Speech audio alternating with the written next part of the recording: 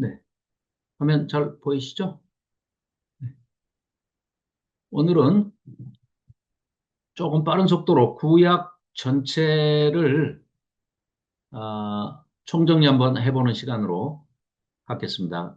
그런데 먼저 말씀드릴 것은 성경 전체를 신구약 66권 전체를 하나님의 사랑이라는 관점으로 특히 이제 노우원 목사님께서 신학은 사랑하기다라는 명제를 이제 주창하시고 또 그걸로 이제 책도 신학은 사랑하기다라는 책도 이제 내셨는데, 어, 이 요한 사도가 특히 다섯 권의 책, 요한복음과 요한 1서, 요한 2서, 요한 3서, 그리고 요한 계시록까지 다섯 권의 신약 성경을 쓰면서요, 사랑의 관점으로 신학을 완성을 했다, 정리를 했다, 이렇게 볼 수가 있습니다. 많은 학자들이 이제 공통된 의견인데요. 바울은 믿음으로 신앙을 시작한다라는 관점에서 믿음의 신학을 주창했던 사람이고 베드로가 소망의 신학을 주창했던 사람이죠.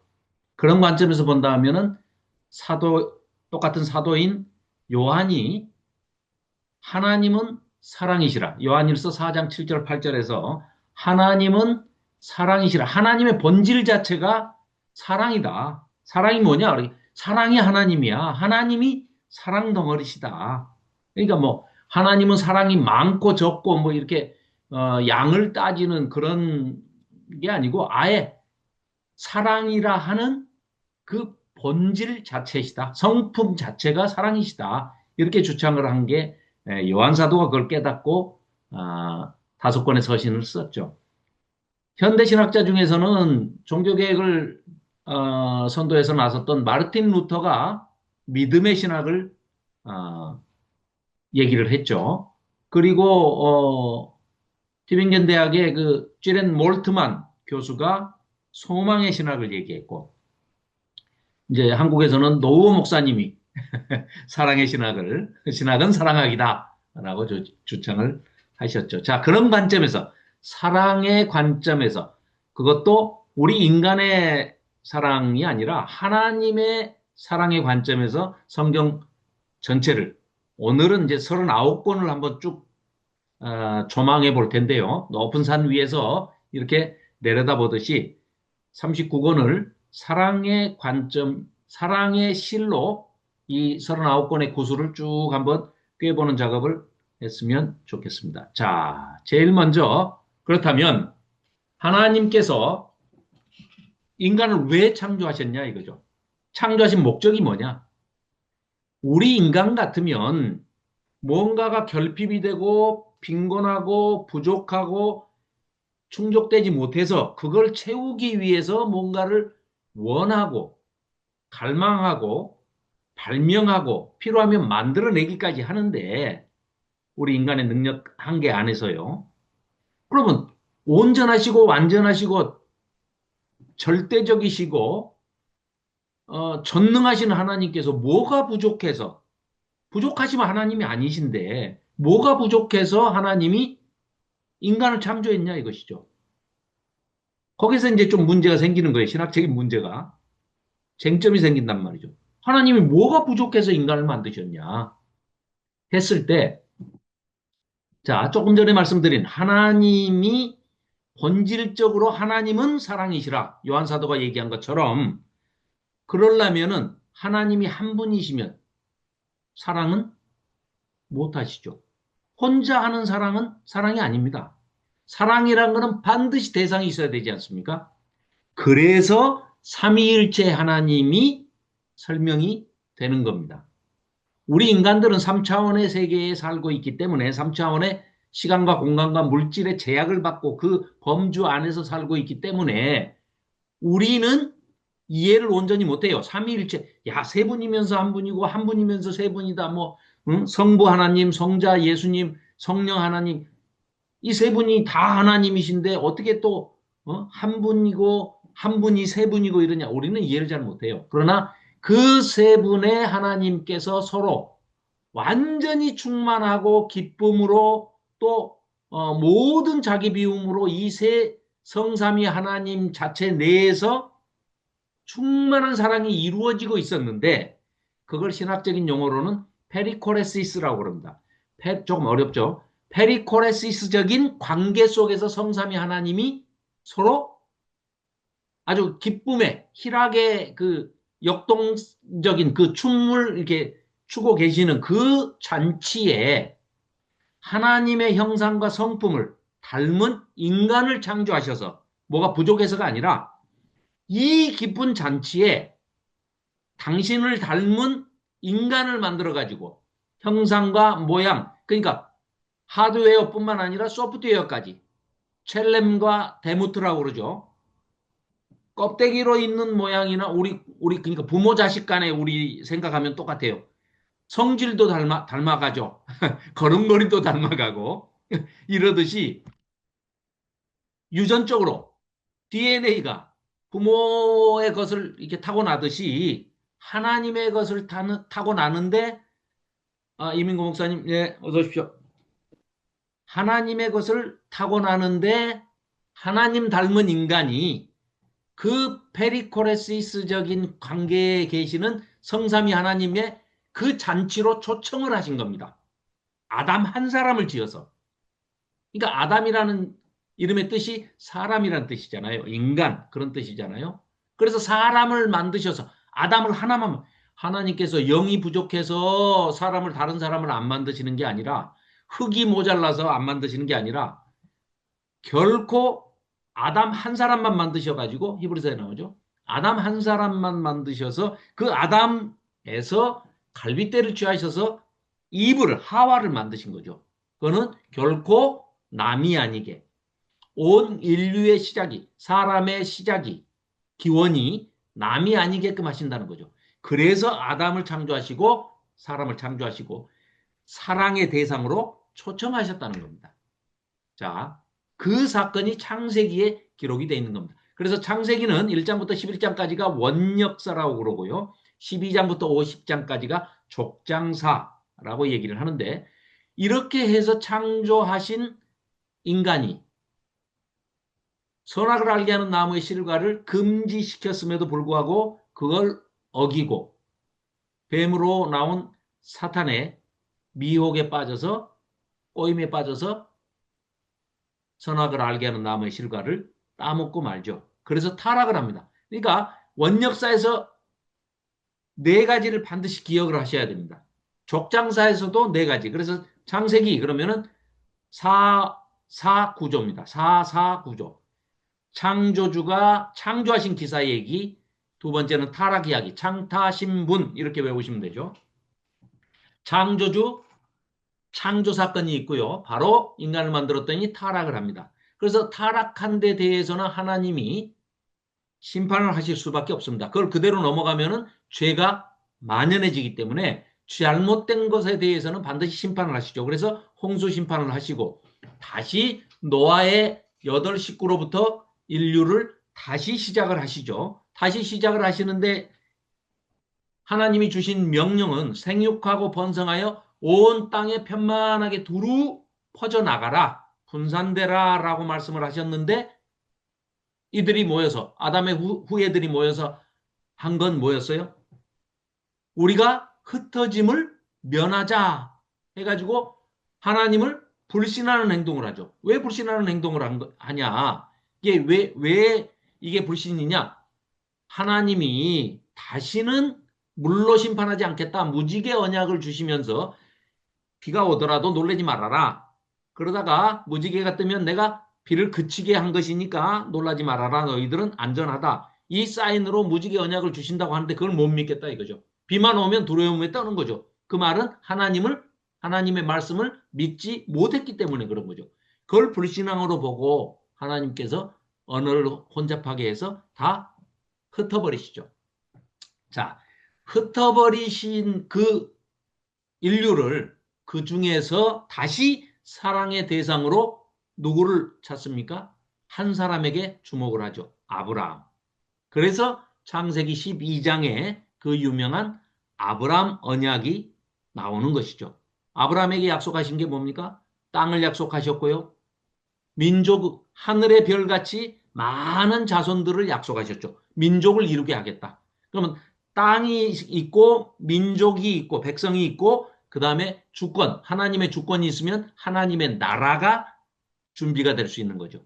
나라의 3대 요소가 땅이 있고, 백성이 있고, 주권이 있으면 되죠. 주권은 뭐 하나님께 있으니까.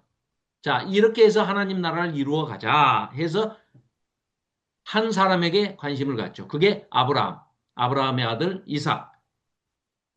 이제 이스마엘도 있고 이삭도 있지만은 이삭에게로 가죠. 그리고 그 다음에 에서와 야곱을 쌍둥이를 낳지만 야곱에게로. 그 야곱의 12아들을 통해서 요셉을 택했지만 이제 또 유다의 후손으로 다윗의 후손으로 예수 그리스도가 메시아로 이제 오시는 그런 과정들을 족장사라고 하는데 그게 12장부터 50장까지 소개가 되고 있죠. 그래서 훼손된 이 하나님의 사랑과 언약 관계를 회복하시기 위해서 구원 계획을 시작하시는 겁니다. 즉 사랑을 다시 회복하시는 그런 이야기가 창세기다. 이렇게 말씀드릴 수 있죠. 그리고 이어서 나오는 출애굽기는 이제 총리로 그러니까 노예 신분으로 애굽에 팔려간 요셉이 총리가 되고 총리의 가족으로 초청을 받아가지고 70인의 이 야곱의 후손들이 전부 애굽하죠. 애굽 땅에 들어가게 되죠. 고센 땅에서 살다가 약 400년이 흐르니까 하나님이 약속하셨던 민족을 이루게 하는 것은 성공을 하셨습니다. 인큐베이터 고센 땅이라는 아주 비옥한 애굽 땅에다가 인큐베이터가 집어 넣으셔가지고 민족이 되게 만드셨어요. 약 250만에서 300만이 되는 민족으로 만드셨는데 이들의 이제 정체성이 총리의 가족으로 초청을 받아서 왔지만 결국은 출애굽 당시에는 노예로 전락을 하고 말았습니다.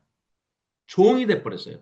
그래서 이들을 다시 구원 계획 중에 하나로 사랑을 회복하시기 위해서 이 언약 백성들을 민족이 됐기 때문에 하나님께서 출애굽을 시키시는 구원 계획을 세우시죠. 그게 출애굽기인데요. 출애굽기는 뭐 말 그대로 애굽에서 탈출한 기록이다 해서 애굽 탈출기죠.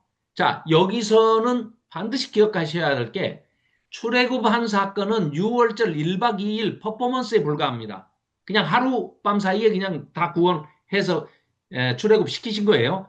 제일 중요한 것은 하나님의 자기 계시. 400년 동안 이 백성이 하나님이 택하신 아브라함의 후손들이 믿음의 조상이고 아브라함의 후손들을 하나님의 백성 삼으셨는데 하나님이 누구신지를 모르게 되는 신세로 전락을 해버린 겁니다. 그렇기 때문에 인간은 인간의 지식을 가지고는 하나님을 알 수가 없게 돼 있습니다. 왜냐? 너무나 크시기 때문에. 뭐 시간을 좀 전략하기 위해서 좀 빨리 가려고 마음이 급하긴 한데 이 얘기는 말씀을 드려야 될 것 같아요. 자, 창조하신 우주 만물을 하나님이 창조를 하셨으면 그 우주 만물보다 하나님이 더 크신 분이죠. 그러면 우리가 생각할 때 현대 과학이 발달하다 보니까 뭐 옛날에는 몰랐다 치더라도 과학이 발달하다 보니까 요즘은 우주가 뭐 크기가 어떻다 뭐 이런 얘기를 하면서 빅뱅 이론도 얘기하고 뭐 여러 가지 얘기를 하잖아요. 하나님이 반드시 창조하신 그 우주 만물보다 더 크신 분이라 하면 어디다가 우주를 창조하셨을까요? 어디다?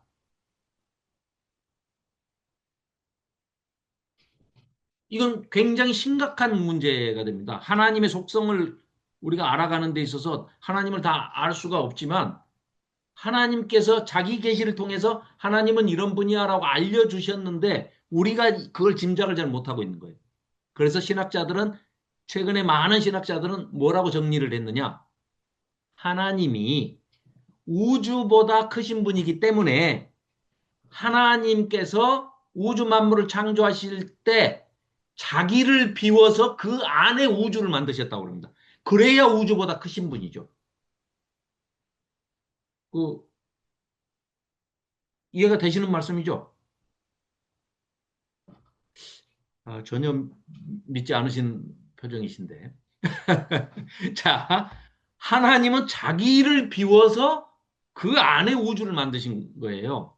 그러니까 하나님의 자기 계시가 가장 그런 분을, 그런 광대무변하신 분을 우리가 어떻게 인간은 알 수가 없어요.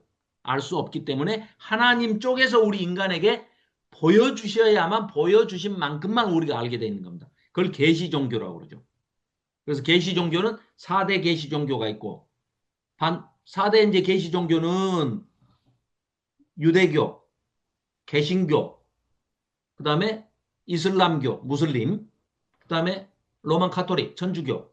이 4대 종교가 계시 종교입니다. 하나님 편에서 인간에게 보여주시는 하나님의 자기 계시를 통해서 반대 또 4대 종교가 있어요. 불교, 자이나교, 시크교, 또 저기 뭐야 브라만교. 이런 종교들은 구도 종교라고 그럽니다. 인간의 편에서 하나님을 찾아간다는 거예요. 자기들이. 그래가지고 불교에서는 뭐라고 그럽니까? 도를 깨우쳤다 그러죠. 자기 힘으로 자기들 지식으로 자기들의 뭐 이성과 지성과 감정을 통해서 오감을 통해서 하나님을 깨달았다. 그럴 수가 없습니다. 그렇게 작은 분이 아니라는 거죠. 자, 넘어가겠습니다. 자, 두 번째 우리가 관심을 가져야 할 것은 출애굽기에서 율법을 시내산에서 모세를 불러서 율법을 수여해 주시죠. 그게 십계명으로 대표가 되고 정리를 해놓은 것이 성경으로는 레위기가 되죠. 그리고 그 레위기를 본문으로 해가지고 다시 설명을 한 게 설교조로 설명을 한 게 신명기가 되겠죠.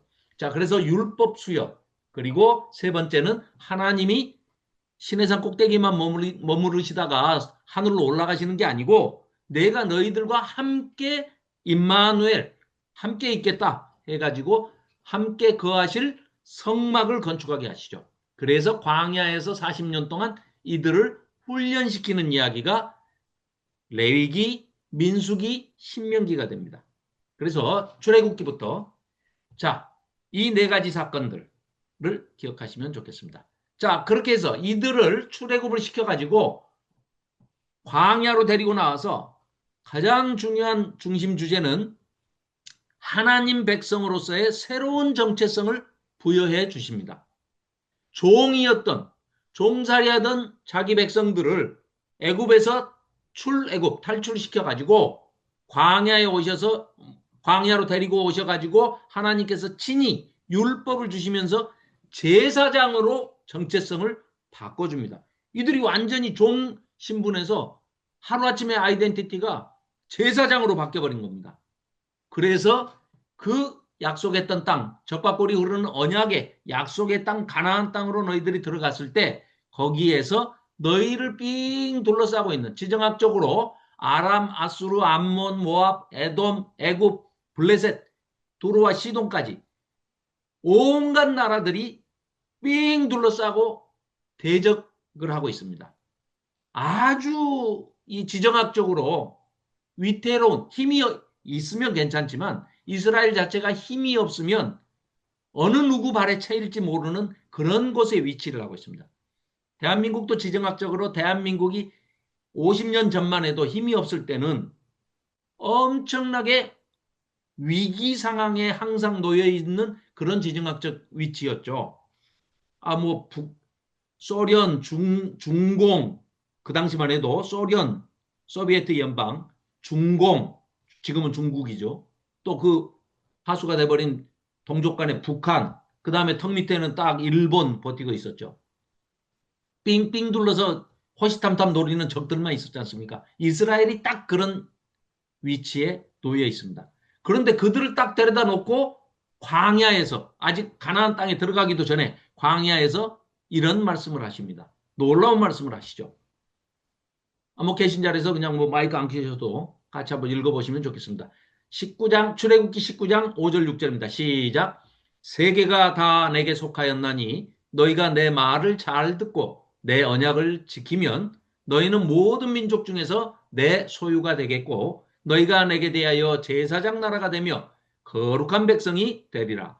너는 이 말을 이스라엘 자손에게 전할지니라. 이런 놀라운 약속을, 언약을 주십니다. 어마어마한 언약이죠.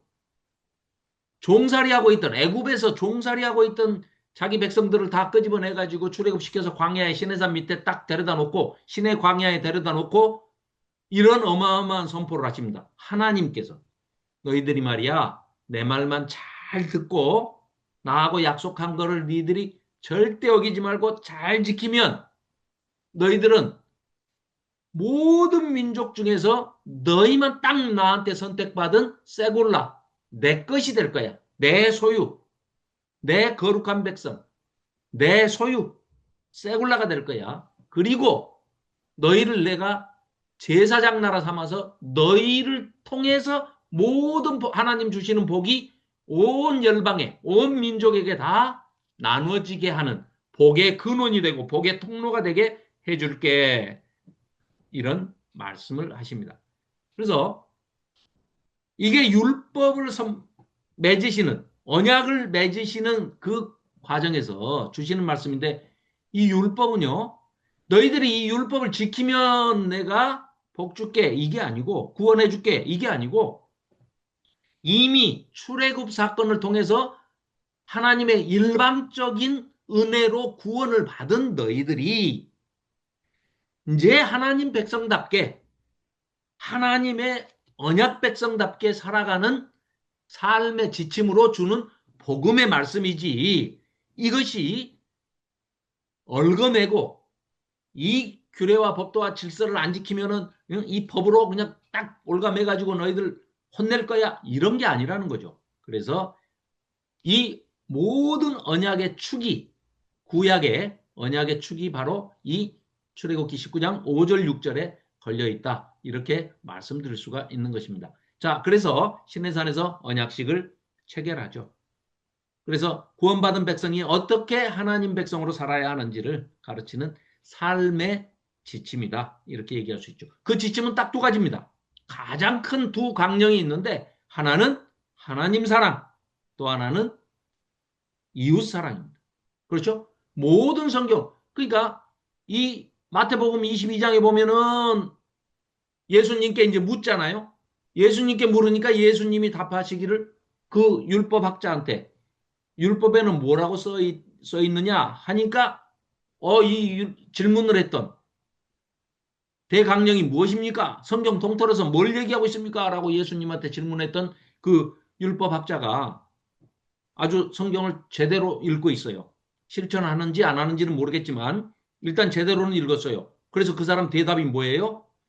신명기 6장 5절에 있는 내 마음을 다하고 목숨을 다하고 힘을 다하고 성품을 다하여 내 하나님 여호와를 사랑하라 라고 하는 신명기 6장 5절 말씀 탁 들고 나오고, 그 다음에 레위기 19장 18절에 나오는 내 이웃을 내 몸과 같이 사랑하라 라는 두 가지 강령을 딱 들고 나와서 하나님 사랑, 이웃 사랑 딱 대답을 합니다. 그러니까 예수님께서 뭐라고 그러십니까? 어이구, 너 제대로 아는구나, 칭찬을 딱 해주시죠. 그러시면서 덧붙이는 말씀이, 가서 너도 이와 같이 행하라. 그 말로만 하는 게 아니고 하나님 사랑, 이웃 사랑은 실천해야 되는 것이다 라고 정리를 해주시죠. 자, 광야에서 율법을 복음으로 주신 하나님과 동행하면서 하나님을 모든 12지파가 동서남북으로 나눠가지고 세 지파씩 동서남북으로 나눠서 하나님의 성막을 가운데 두고 훈련하는, 행진하는, 진군하는 연습을 하게 됩니다. 그래서 수르광야, 에담광야, 신광야, 시내광야, 바람광야, 진광야, 그리고 가데스바네아까지 쭉 이 순서로 광야에서 훈련을 하죠. 그러니까 전부가 시내산에서 일어나는 일이 출애굽기, 레위기, 민수기, 이 모든 책이 배경이 바로 요 시내광야에서 있었던 일입니다. 그리고 이제 진군을 하는 거죠. 시간적으로는 38년입니다. 시내산 밑에 있었던 것은 1년. 38년 동안은 이 광야 대부분이 진광야에 있었습니다. 그래서 이들이 모압 평지 요단 동편으로 건너가서 여기에서 이제 이 요단강을 건너면서 가나안 땅에 입성을 하게 되죠. 이 모압 평지에서 이제 그 유명한 신명기가 신신당부하는 말씀이 모세에 의해서 유언 설교로 주어지게 되죠. 자, 사랑을 명령으로 주십니다. 왜 명령으로 주셨을까요?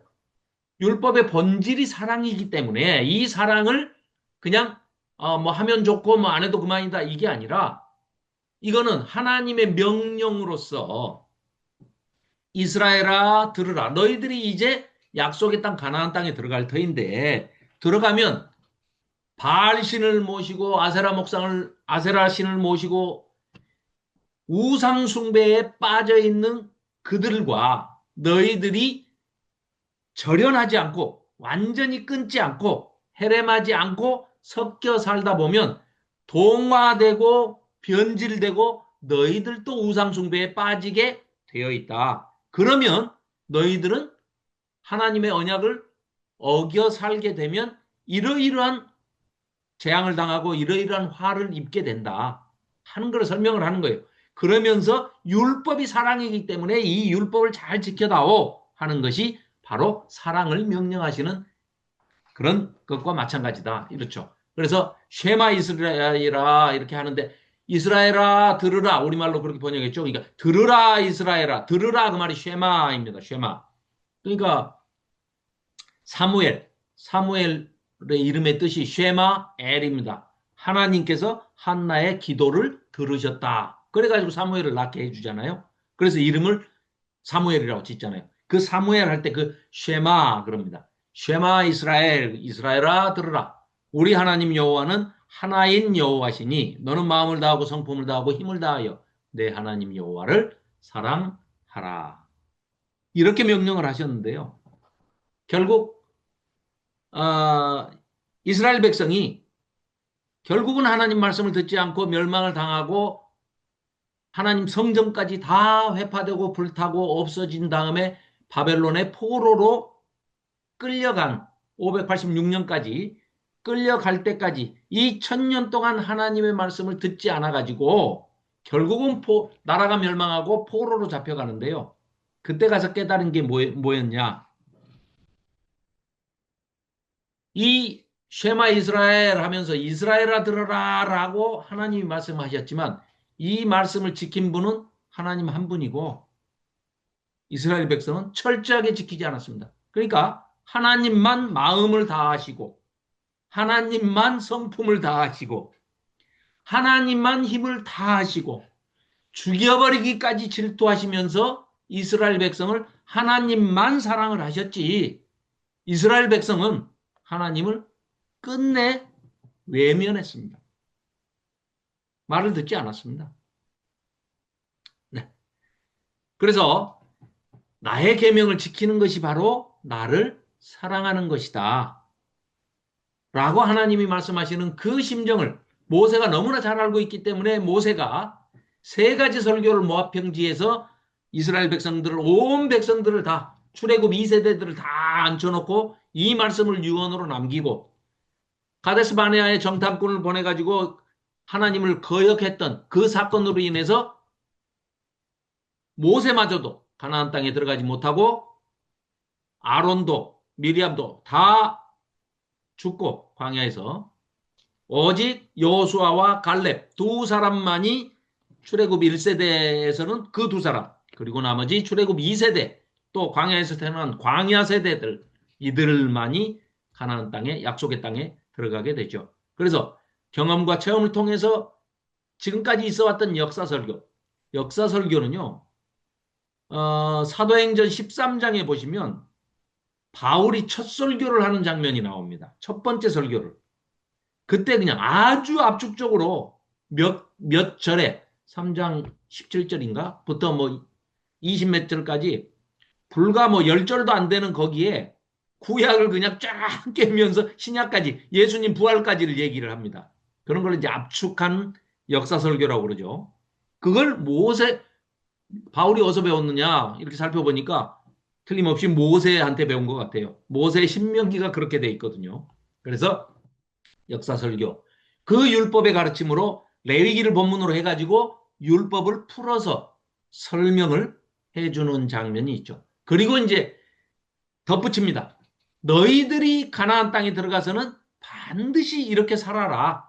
광야에서 태어난 40년의 시간이 흘렀기 때문에 광야에서만도 40년의 시간이 흘렀기 때문에 거기서 태어나고 자란 그 2세대들한테 이 유언으로 남기면서 레위기를 설명해서 설교로 유언으로 남기죠. 그래서 너희가 이 말씀을 반드시 지켜다오. 그런데 키포인트는 이겁니다.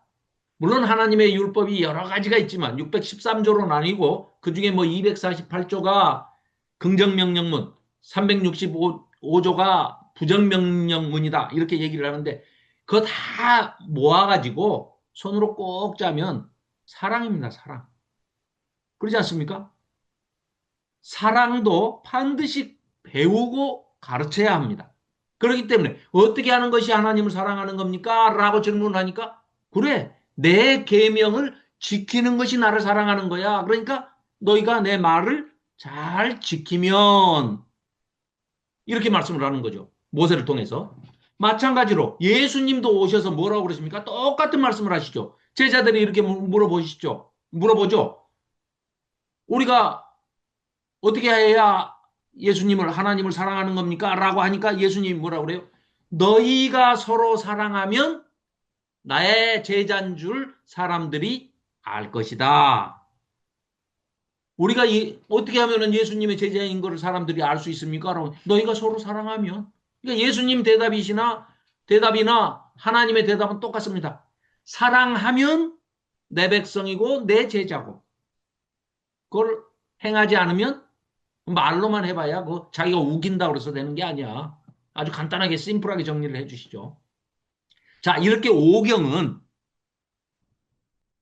창출 내면신 이 5권의 책은 사랑의 시작, 하나님께서 왜 어떻게 사랑을 시작하게 되셨고 어떻게 선택을 하시고 언약을 맺으시는지 그 과정을 보여주는 거라고 할 수 있겠습니다. 자, 그래서 창세기는 시간적인 배경은 과거예요. 하나님을 설명을 하는데 우리 조상들이 만났던 하나님을 소개를 하고 있는 거예요. 그래서 배경은 가나안 땅이 되는데 제일 중요한 언약은 아브라함 언약입니다. 자, 3대 언약이 있습니다. 가장 뭐 유명한 3대 언약, 하나님께서 주신 언약, 하나님과 맺은 언약, 3대 언약 그러면 제일 첫 번째가 아브라함 언약입니다. 두 번째, 레위기, 10계명과 레위기를 받은 모세 언약입니다. 시내산 언약. 세 번째가 다윗에게 해주신 다윗 왕족, 영원한 다윗 언약입니다. 이 세 가지 언약을 3대 언약이라고 그러는데요. 자, 이 오경에 벌써 이 두 가지가 다 나오죠. 그래서 시내산 언약은 시간적인 배경은 현재고 장소는 시내산, 시내 광야에서 다 이루어진 일입니다. 하나님 백성의 구원과 구속, 하나님 백성의 성결, 정결, 거룩, 그 다음에 하나님 백성을 인도하시고 동행하시는 하나님, 그리고 마지막으로 신명기는 앞으로 너희들이 미래 세대가 약속의 땅에 들어가서 살 때 이 하나님이 주신 율례와 법도와 규례를 복음으로 여기고 사랑을 잘 실천하고 약자를 배려하면서 잘 법을 지키면서 살아라라고 교훈하는 이런 책이 오경이다. 이렇게 볼 수가 있습니다. 자, 그러면 이 오경을 넘어서 여호수아가 드디어 이들을 데리고 약속의 땅에 들어갑니다. 그래서 이제 신혼집을 마련하는 거죠. 신혼여행이라고 한다면 예레미야 31장 31절에 보면 부부 관계로 은유적으로 묘사를 하고 있습니다. 그렇죠? 하나님께서 친히 이스라엘 백성들하고 너희들하고 나하고가 신혼 때였는데 언제가 광야에서 지낼 때가 그때가 좋았다. 하나님은 그렇게 추억을 하세요. 왜 그렇게 추억을 하시나 봤더니 그때는 출애굽 시켜가지고 막 데리고 나와서 광야에서 먹을 것도 없고 아무것도 없을 때 하나님께서 친히 만나를 내려서 먹여주시고 물 한 방울도 안 나오면 반석에서 물이 나오게 해서, 바위에서 물이 나오게 해서 물을 마시게 해주시고, 물도 없는데 빨래가 뭐 되겠습니까? 40년 동안 입은 옷이 해지지도 않고 빨래를 안 해도 때가 타지 않도록 그렇게 지켜 보호해 주실 때 너희들이 그나마 내 말을 제일 잘 들었던 것 같다. 그래서 신혼 때라고 추억을 하시는 그런 장면이 나오죠. 그래서 여호수아가 들어가서 그리심산과 에발산에서 복과 저주를 선포하면서 어, 레위기 26장, 신명기 28장에 그 복과 저주를 선포하고 가나안 땅에 들어가죠.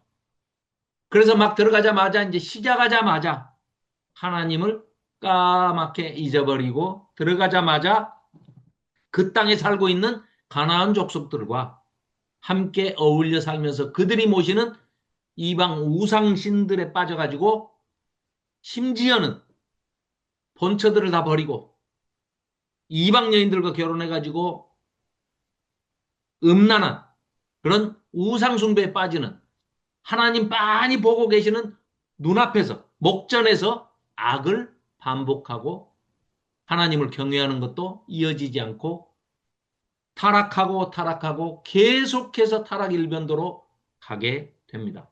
그래서 나중에는 급기야는 사사기에 보면은 각기 자기 생각에 옳은 대로 행하였더라. 제멋대로 했다는 거예요. 그러니까 하나님은 없는 거예요. 이미 안중에 없었다. 이런 얘기를 하고 있는 겁니다. 자, 그래서 이 되먹지 못한 이스라엘 백성들을 그래도 진멸하지 않으시고 다시 참아주시고 참아주시고 끝까지 참아주시는데 바로 이런 사람들이 있었기 때문에 하나님께서 참고 기다려주신다는 겁니다. 그래도 기대해 볼 만한 사람들이 있었다는 것이죠. 마노아 부부를 통해서 삼손이 등장을 하고 또 보아스와 룻을 통해서 거기에서 보아스와 룻이 아들을 낳았는데 그가 오벳입니다. 오벳. 오벳의 아들이 또 이세죠. 이세의 아들이 그 유명한 다윗 아닙니까? 그렇죠? 그러니까 이 보아스는 또 누구냐면요. 여리고성에 정탐꾼으로 두 사람을 보냈죠. 처음에 가데스 바네아에서는 12명을 보냈다가 이제 그때 혼났기 때문에 여호수아는 이제 자기가 경험을 했기 때문에 알잖아요. 그 정탐꾼으로 간 사람 중에 한 사람이 살몬입니다. 살몬. 그 살몬이 기생 라합의 도움을 받아가지고 무사히 성을 빠져나오잖아요. 그래가지고 나중에 이제 그 성을 함락할 때 기생 라합의 식구들을 다 그 구원해 주잖아요. 그리고 난 다음에 살몬이 그 라합과 결혼을 해서 난 아들이 보아스입니다. 보아스.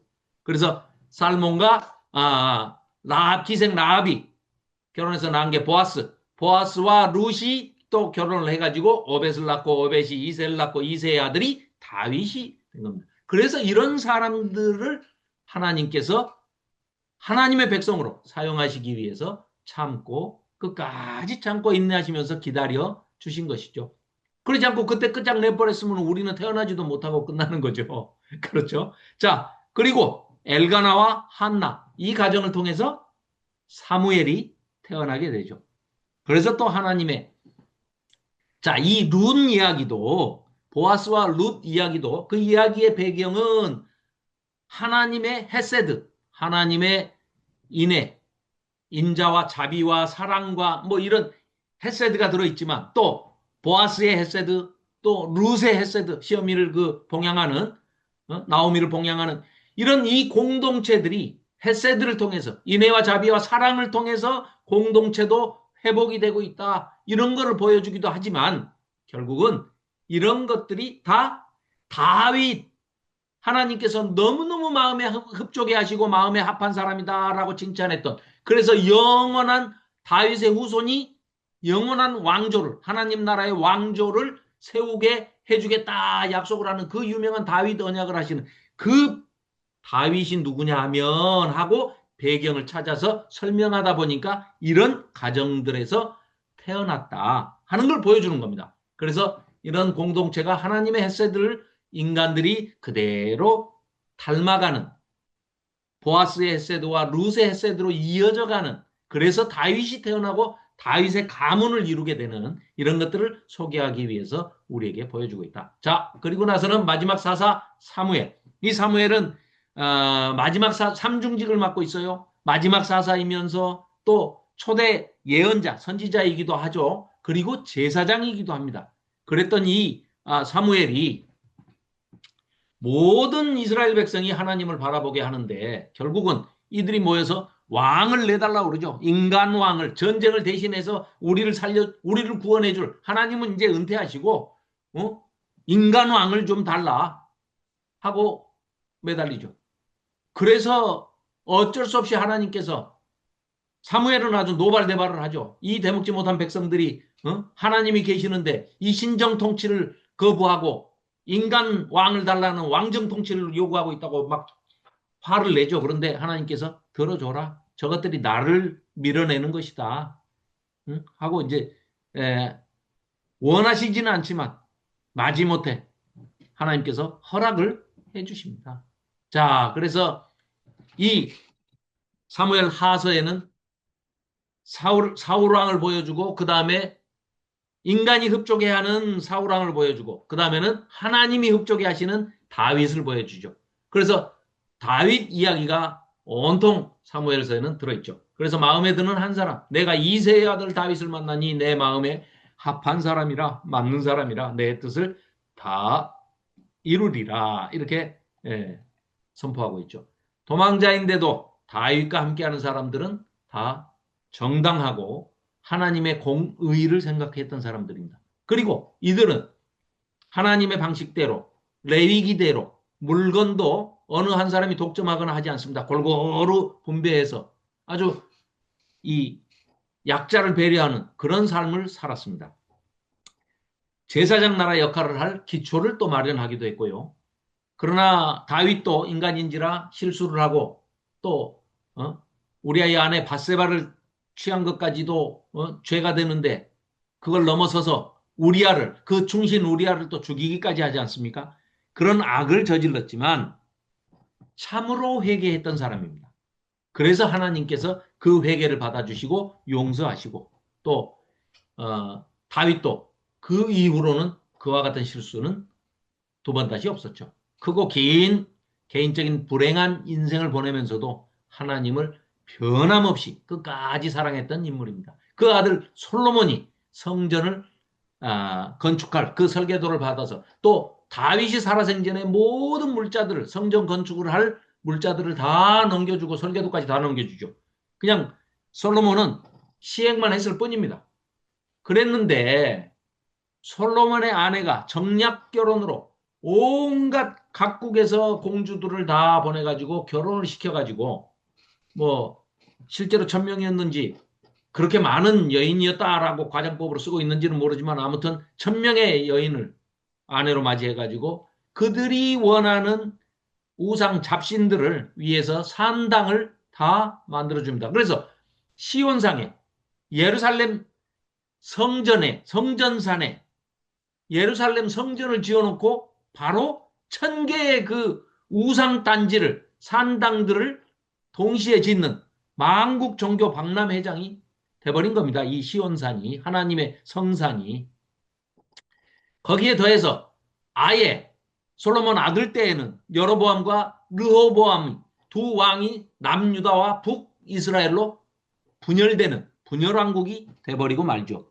그러나 북쪽에서는 이제 여로보암이 열지파를 데리고 올라가가지고 절기를 지키러 이스라엘 백성들은 반드시 절기를 지키러 가야 되니까 절기를 지키러 남쪽으로 내려가서 안 돌아올까 무서우니까 하나님의 성전이 예루살렘에 있음에도 불구하고 단과 베델의 성전을 유사하게 비슷하나 진짜는 아닌 그게 사이비죠. 비슷할 사자에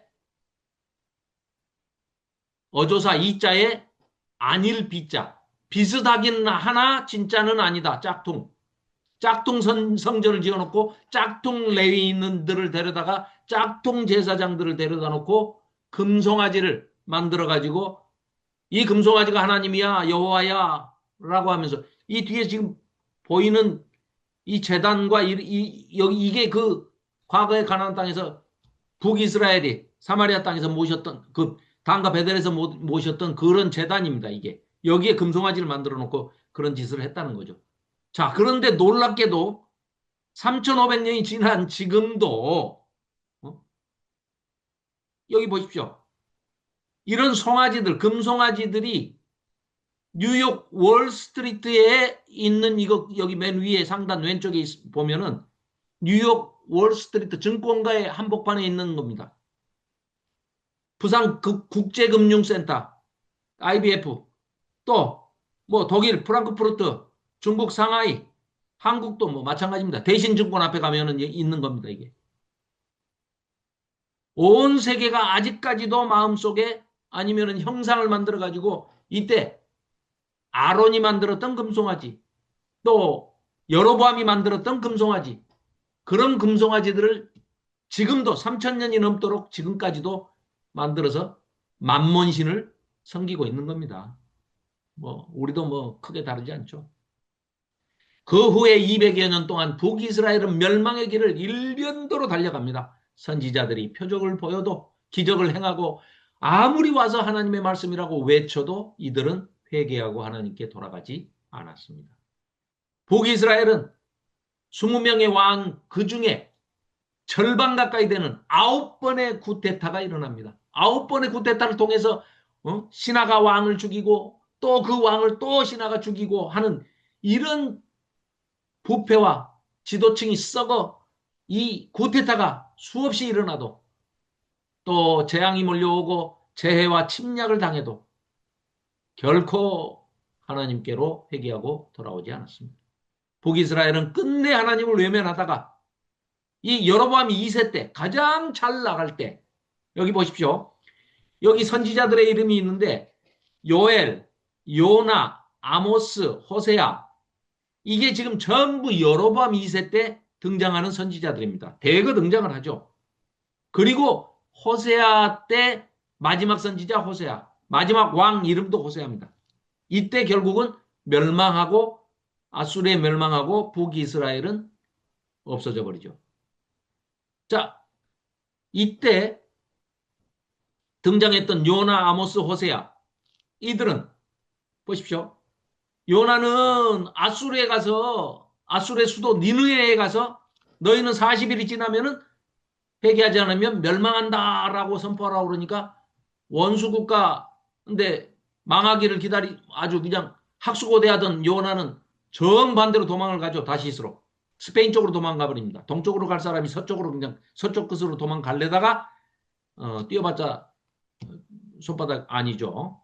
그래서 이제 다시 가는 이야기.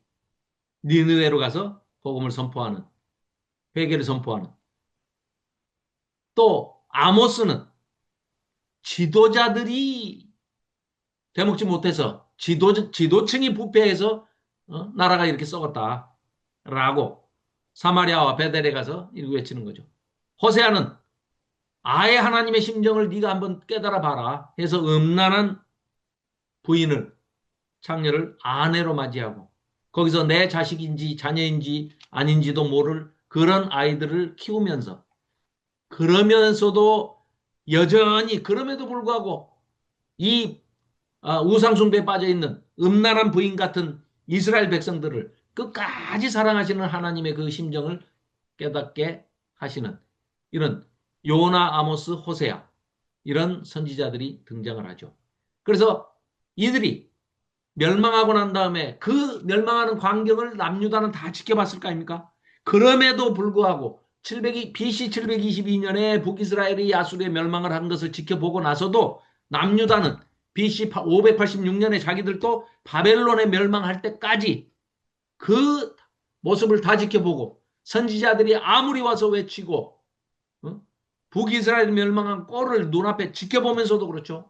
아수르가 침략하고 조공의 압박에 그 고통이 와도 왜 자기들이 이런 재앙을 당하고 있는지도 깨닫지도 못하고 그저 하나님의 성전이 예루살렘에 있는데 우리가 망할 리가 있겠냐 하고 거짓 선지자들이 외치는 그 말에 끝까지 속아서 아무리 선지자들이 와서 바른 선지자들이 바르게 외쳐도 듣지 않습니다. 결국은 멸망의 길로 가죠. 이때 등장하는 남유다의 선지자가 나미사 아니면 이미나 뭐 이렇게 하셔도 됩니다. 나훔, 미가, 이사야. 나훔은 아수르의 수도 니느웨가 멸망당함으로 인해서 이스라엘 백성들이 그 괴롭히던 니느웨가 멸망당하는 걸로 인해서 위로를 받는다. 나훔이라는 이름의 뜻이 위로하다 그런 뜻이잖아요. 느헤미야라는 이름도 나훔 야훼 그 말입니다. 나훔 야훼 위로하시는 하나님 그거를 이제 이스라엘 히브리어 발음으로 나훔 야훼가 느헤미야 이렇게 바뀌는 거죠.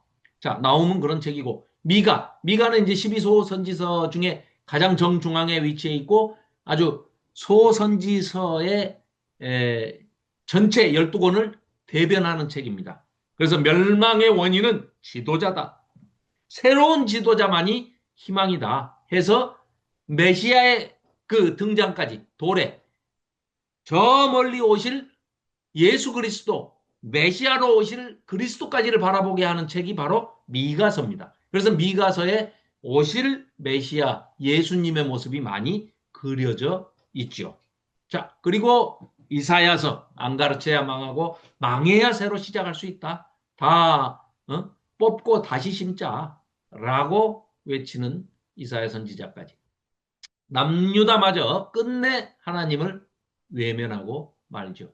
그래서 북이스라엘이 멸망하고 난 뒤에 얼마 되지 않아서 또 그 길로 므낫세 때 아주 절정을 달려서 가고 있습니다. 정신 나간 아하스 히스기야가 그래도 그나마 좀 해보려고 하지만 좀 또 얼빵합니다. 얼빵한 히스기야 아주 최악의 므낫세 그리고 요시야가 이제 개혁을 일으키지만 요시야는 또 너무나 이른 나이에 죽고 말죠. 그리고 여호야긴, 시드기야 결국은 시드기야 때 멸망을 당하고 맙니다. 이때 남이사 이후에 스바냐, 예레미야, 다니엘, 하박국, 에스겔, 오바댜까지 대거 남유다의 선지자가 등장을 하게 되죠. 자, 남유다 멸망 때 선지자들을 대거 파송하는데 스바냐서 쯔판 야후 숨겨주시는 하나님께서 자기가 기뻐하시는 사람들을 안전하게 다 숨겨주신다 하는 얘기를 하죠. 예레미야서는 새 언약을 제정하시는 하나님. 새 언약의 얘기가 이 예레미야서에서 나오는 얘기죠. 그렇죠? 끝까지 믿지 않는 그 멸망과 살 길을 외치는데 결국은 새 언약을 제정해 주시겠다. 이런 말씀을 하시죠. 하박국은 의인은 그의 믿음으로 그의 신실함으로 말미암아 구원을 받게 될 것이다. 너나 잘해라 너나. 의인 다 죽는다고 막 하나님께 대들잖아요. 하박국이. 그랬다고 정신 바짝 차리죠. 이 하박국서는 시기온옷에 맞춘 노래라고 그래가지고요. 이를테면 애가입니다. 애가 장송곡이에요. 상해 나갈 때 부르는 그 슬픈 노래입니다. 이게 막 그 기타 치면서 막 춤추면서 율동하면서 그 뭐 무화과 나무에 뭐 열매가 없어도 하고 띵가띵가 하면서 부를 노래가 전혀 아니라는 거죠. 실제 원곡은 장송곡입니다.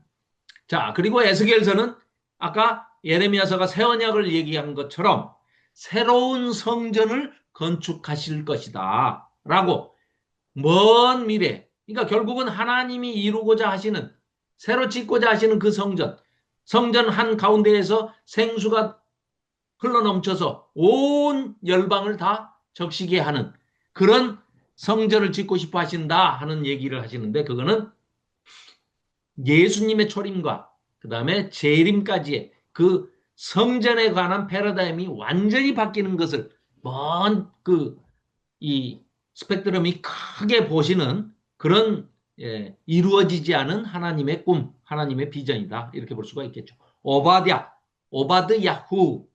자, 이거는 타인의 불행을 못 본 척하지 마라. 이건 에돔입니다. 에돔은 야곱의 쌍둥이 형 에서의 후손들이 만든 나라가 에돔 아닙니까? 형제 나라인데도 불구하고 이들이 얼마나 이스라엘을 괴롭혔습니까? 남유다를 얼마나 괴롭혔습니까? 그래서 결국은 징계를 받고 멸망을 당합니다. 그런데 두 번 다시 회복시켜주지 않으시고 완전히 멸절시켜버리고 오바댜서에 등장하는 에돔은 멸망하고 그 뒤로 끝나버립니다. 아예 이 지구상의 역사의 무대에서 사라져버립니다. 그리고 다니엘서, 그러니까 여기 지금 나오는 이사야서, 예레미야서, 에스겔서, 다니엘서, 그리고 에레미야, 애가, 이거는 대선지서에 속하는 5권의 책이죠. 다니엘서, 바벨론에 이제 포로로 잡혀가가지고 그때 605년도에 BC 605년에 다니엘이 1차 포로로 잡혀가죠. 그런데 거기서 하나님의 놀라운 역사에 하나님께서 주관하시는 주인 되시는 역사의 주인 되시는 하나님께서 세상 제국을 심판하시는 또 영원한 하나님 나라를 세워가시는 그 한복판에 다니엘과 세 친구들을 사용하시는 그런 장면을 우리가 볼 수 있습니다. 자, 그래서 바벨론 땅에 가서 이 이스라엘 백성들이 비로소 깨닫습니다. 어떤 걸 깨닫습니까? 하나님만이 온 세상의 주인이시고 역사의 주인이시고 사랑의 대상. 우리가 섬길 분은 섬기고 사랑하고 경외할 분은 한 분 하나님뿐이다 하는 것을 깨닫게 되는 것이죠.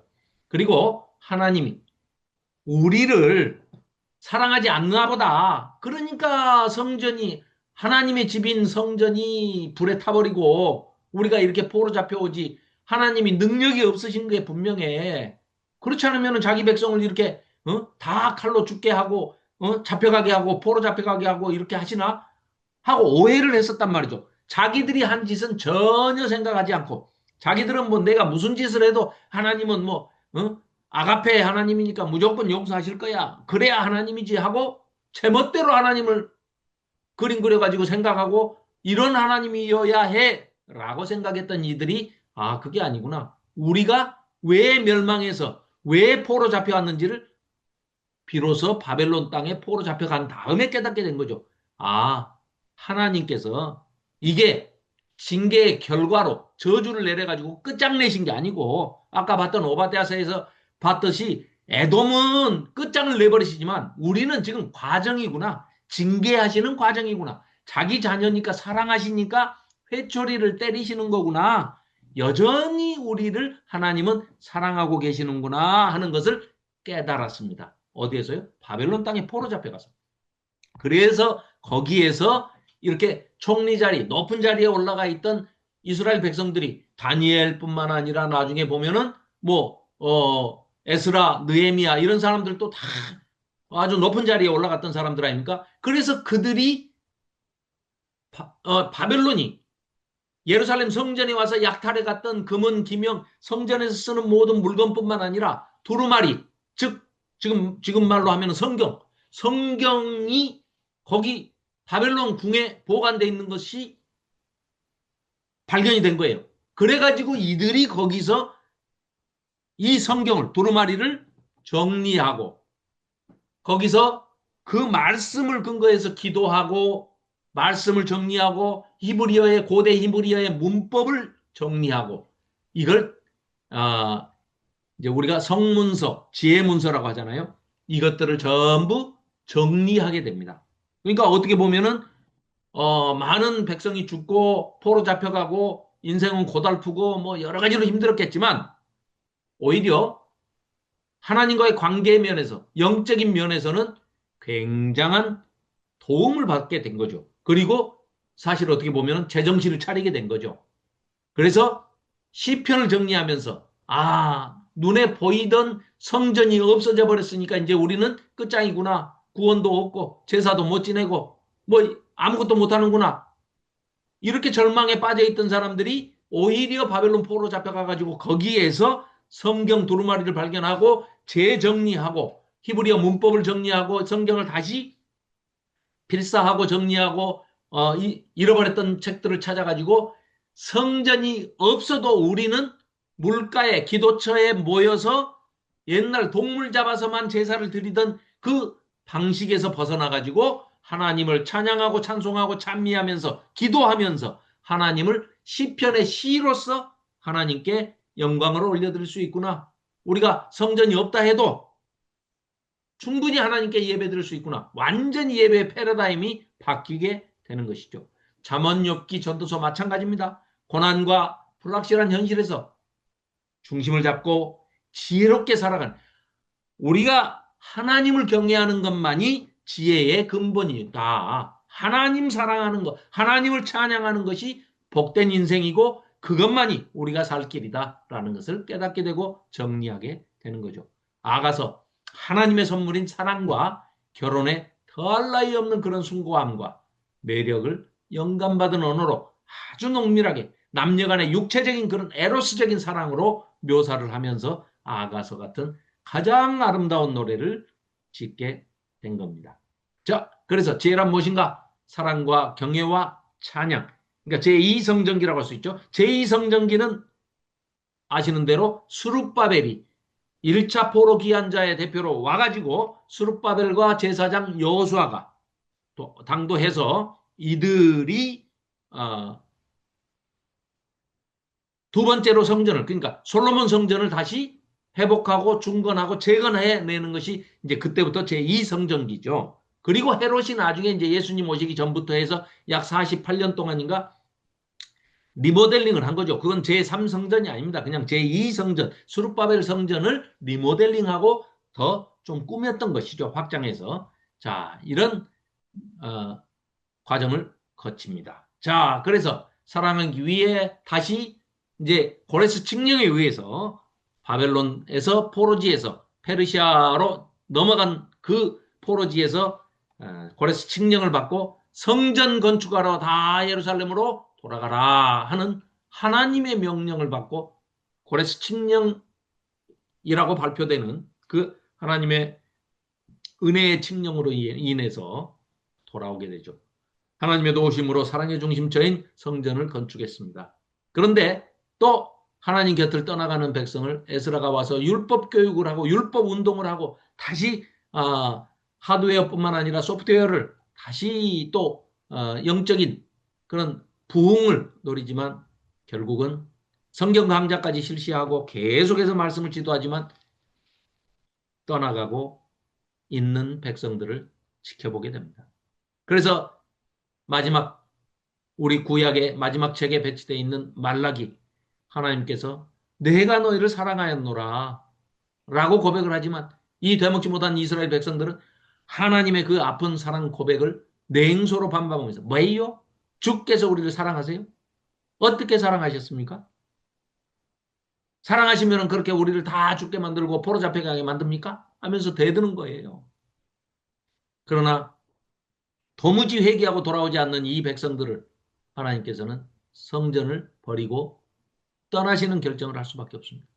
그리고 400년 동안 이들을 버려두시는데 버려두시는 게 아닙니다. 또한 이때 하나님이 답변을 하실 준비가 안 돼 있어서 그런 것도 아니고 하나님께서 예수님을 보낼 준비가 전혀 안 돼 있어서 그런 게 아니라 아예 입을 닫아버리시는 이유는 이 대먹지 못한 이스라엘 백성이지만 사랑하기 때문에 말씀을 안 하신 겁니다. 왜냐? 또 내가 시간이 지난 다음에 내 아들 메시아를 보낼 건데 그가 너희들의 죄를 모두 끌어안고 대신해서 대속의 죽음을 맞이하고 너희들을 구원해 줄 거야 라고 하면은 마음 놓고 죄 지을 게 뻔합니다. 이들은. 그래서 하나님의 때가 될 때까지 하나님은 침묵하십니다. 계획이 없으셔서 침묵하신 게 아니고 사랑하시기 때문에 그나마 그런 구원 계획을 가지고 계시면서도 침묵하시면서 성전을 그냥 떠나시고 마시는 거죠. 자, 이렇게 해서 하나님의 천년사랑이 안타깝게 일단락되고 마는 이 마지막 장면까지가, 그래서 말라기에서 6번의 아주 치열한 논쟁을 하나님과 이스라엘 백성 사이에 벌이죠. 결국은 하나님께서 이 이스라엘 백성들을 향해서 하시는 말씀은 사랑을 기다리고 계신다는 거예요. 하나님의 고백도 마찬가지죠. 말라기에서 내가 너희를 사랑했노라 라고 얘기하는데 이들의 반응은 어떻습니까? 매이요? 하나님께서 우리를 사랑하신다고요? 어떻게요? 구체적으로 어떻게 사랑하시는지 말씀해 보세요. 자기 백성도 못 지켜가지고 다 죽이고 포로 잡혀가게 하는 게 사랑입니까? 하고 덤빈단 말이죠. 6번의 논쟁이 있습니다. 말라기에. 말라기 동영상 제가 정리해서 올려놓은 게 있는데요. 이번에 이제 강좌 준비하면서 그 제가 쭉 올려놓은 동영상들이 역대기부터 역대기 에스라, 그다음에 학개 스가랴 에스더, 그다음에 에스라 2, 그리고 느헤미야 말라기, 그리고 지금 하고 있는 구약 총정리, 그리고 사랑아까지 어, 이번에 그 33회 광주 에스라 강좌에서 강의를 하는데요. 우리 동영상 다 올려놨습니다. 그러니까 시간이 되실 때 이게 틀어놓고 한번 들으시면은 많이 도움이 되실 겁니다. 예수님도 마찬가지입니다. 하나님의 고백도 내가 너희를 사랑했노라라고 고백하시죠. 예수님 어떠십니까? 아주 죽기까지 예수님을 따르고 지키겠다고 베드로가 큰 소리 빵빵 치고 십자가에 달리신 날 세 번이나 부인을 하죠. 그랬던 그 부인했던 베드로를 찾아오셔가지고 부활하신 예수님께서 찾아오셔가지고 뭐라고 하십니까? 네가 나를 사랑하느냐? 이게요. 과거를 붙들고 예수님께서 베드로를 책망하는 말씀이 아닙니다. 너 그렇게 얘기해놓고 나 부인했지. 이 말씀이 아니고 현재 진행형입니다. 아가파스메, 네가 지금 나를 사랑하니? 세 번을 물으십니다. 베드로가 매우 힘없이 그 평소에 베드로답지 않게 어? 다 기어 들어가는 목소리로 예수님 앞에서 뭐라고 그럽니까? 내가 주를 사랑하는 줄을 주께서 아시나이다. 얼버무리죠. 그러나 세 번이나 부인했던 베드로에게 세 번이나 네가 나를 지금 사랑하느냐? 그래, 그렇다면 네가 내 양을 먹여라. 라고 제자들을 맡기고 교회를 맡기고 하나님 백성들을 우리를 맡기는 겁니다. 베드로에게. 그래서 베드로뿐만이 아니라 가룟 유다를 제외한 모든 사도들이 순교, 영광의 순교를 할 수 있는 그런 길을 열어주시는 거죠. 하나님의 사랑이, 예수님의 사랑이 베드로를 이긴 것이지 베드로 끝까지 품어주시는 예수님의 사랑이 결국은 우리에게까지 흘러와서 지금 우리에게 성령님의 선물, 로마서 5장 5절의 말씀 보시면 사랑을 한량없이 우리에게 부어주시는 거 아니겠습니까? 그래서 요한의 결론은 우리 마지막으로 요한 1서 4장 한번 펴보시겠습니까? 저 뒤에 계시록 바로 앞에 요한 1서 4장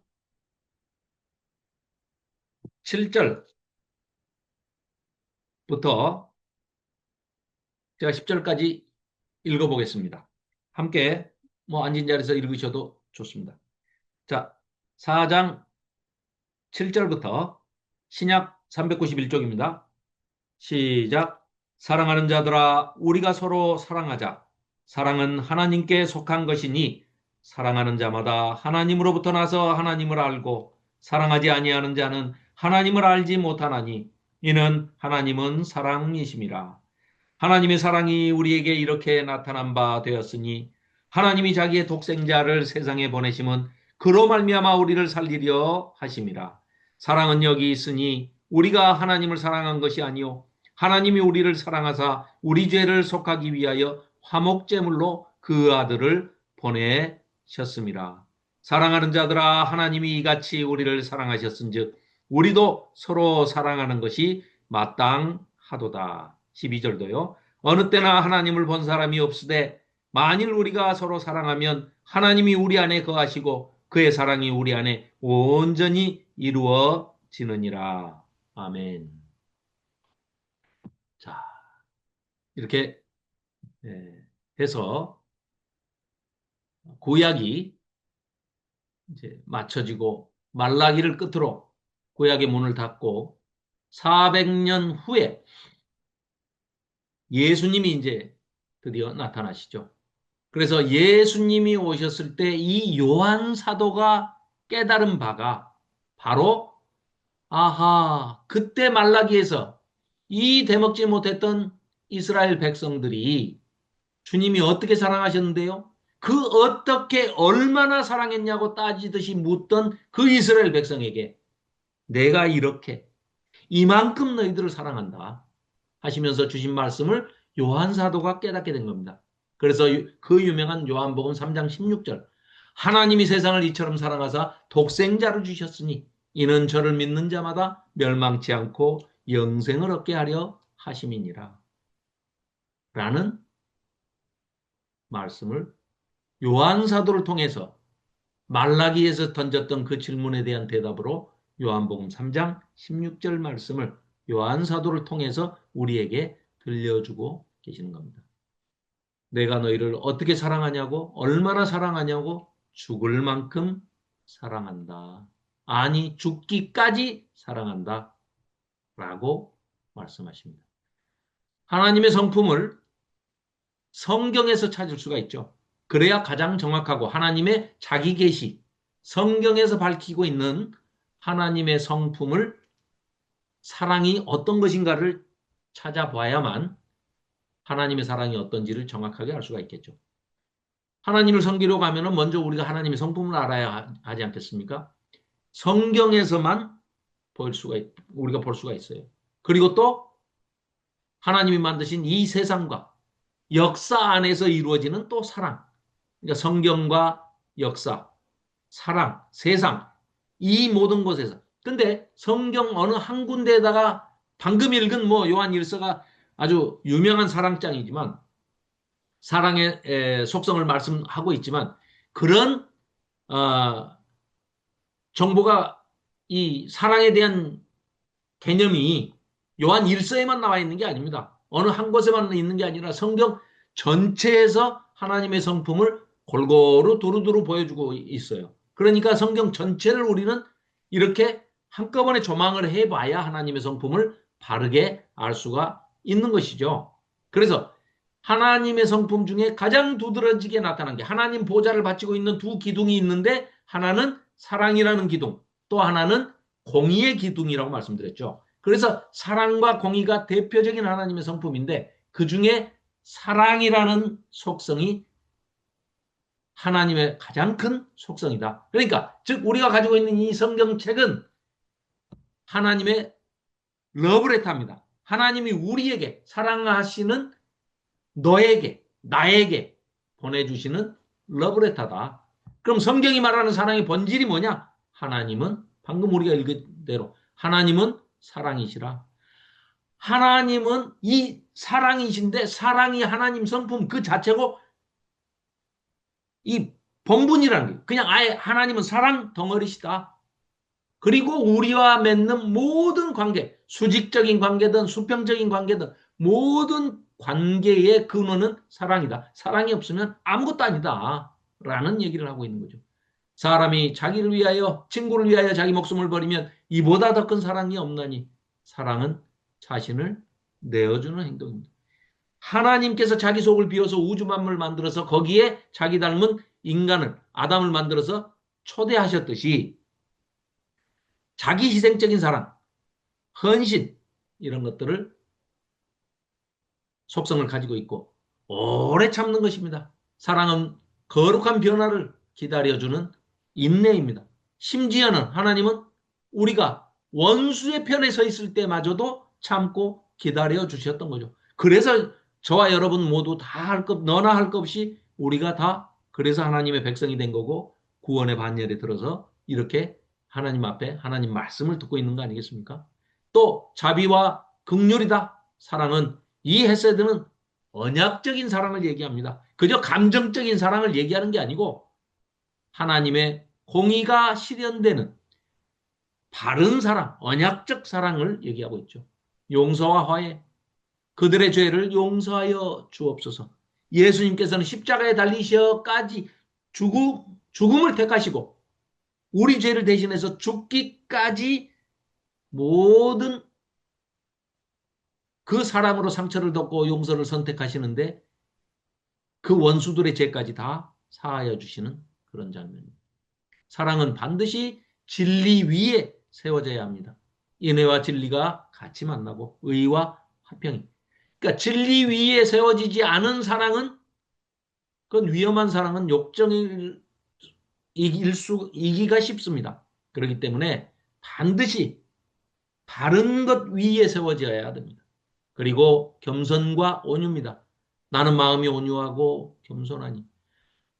저 하늘의 하늘, 저 높고 높은 하늘 보호자, 하나님 우편에 앉아 계시는 예수 그리스도께서 이 낮고 낮은 땅에 말 구유에까지 내려오셔가지고 자신을 한없이 낮추고 심지어는 제자들의 발 밑에 무릎을 꿇고 앉으셔서 앞치마를 두르시고 물로 제자들의 발을 씻겨주실 정도로 자신을 낮추어 섬겨주시는 그런 분이시고 나귀 새끼를 타고 성 안에 입성하시는 그런 예수님, 만왕의 왕이요 만주의 주이신 하나님께서 어디까지 낮아지십니까? 우리 인간, 이 미천한 우리와 눈높이를 같이 할 정도로 낮아지시고, 아니, 그걸 넘어서 우리의 발밑에까지 무릎을 꿇고 앉으실 만큼 낮아지시는 분이 사랑의 하나님이시고 예수님이시다. 또, 섬김과 나눔, 사랑은 섬김과 봉사와 나눔의 행동이죠. 그래서 사랑은 동사라고 그러지 않습니까? 추상명사나 형용사가 아니라 행위동사다. 사랑은 행위다. 행위. 그럼 그 행위는 어떻게 나타나느냐? 충성됨으로, 신실함으로. 그는 언약을 지키시며 인애를 천대까지 베푸시는 분이시다.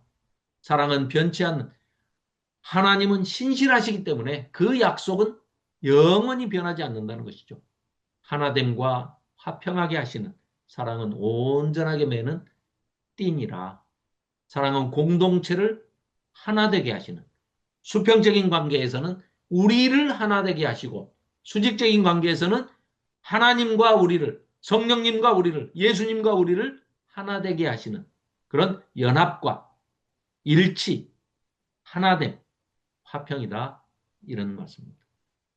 서로 사랑하는 관계에서는 거룩함이 있고 구별됨이 있고 기쁨이 충만하고 그리고 완전하여서 하나님의 사랑은 완전하여서 두려움을 내쫓는다. 결론입니다. 사랑은 감정이 아닌 하나님의 성품의 실체입니다. 그래서 인내하고 자비하며 진리와 함께 기뻐하고 끝까지 신실합니다. 고린도전서 13장, 흔히 사랑장이라고 하는데 결론을 이렇게 맺고 있죠. 그런즉 믿음과 소망과 사랑 이 세 가지는 항상 있을 것인데 그 중에 제일은 사랑이라 라고 하십니다. 아멘. 자, 여기까지 하고